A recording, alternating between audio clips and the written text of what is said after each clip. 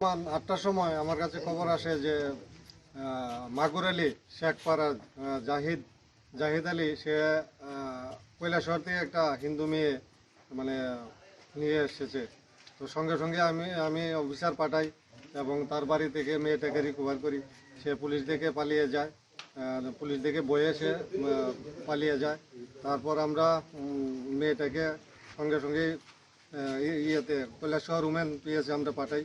Women পিএসের স্টাফও আমাদের এখানে আসে, তো তারা মেয়েটাকে নিয়ে যায়। তো পরবর্তী সময়ে দেখা যায় যে এই ঘটনা নিয়ে কৈলাসহরের একটা উত্তপ্ত পরিস্থিতি সৃষ্টি হয়ে যায়। পরবর্তী সময়ে অ্যাডিশনাল এসপি এসডিপি সাহেব এবং কৈলাসহরের ওসি সঙ্গে অনেক স্টাফ নিয়ে আসে এবং আমি সহ আমরা ছেলের বাড়িতে আবার যাই। সেখানে গিয়ে আমরা এখানে লোকাল যে মাতব্বর আছেন তাদেরকে আমরা ডাকি এবং তাদের সাহায্য চাই যে যেভাবে হোক ছেলেটাকে যাতে আমাদের কাছে তুলে দেয়।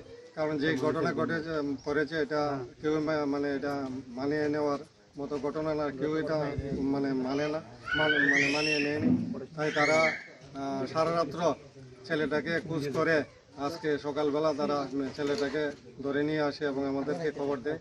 তো আজকে সকালবেলা আমি এবং এসডিও সাহেব এবং স্টাফ নিয়ে আমরা মাগুর আলীতে আসি এবং সেখানে আমাদের কাছে ছেলেটাকে হ্যান্ড ওভার করে আমরা এখন ছেলেটাকে নিয়ে এলাকাবাসী হ্যান্ড ওভার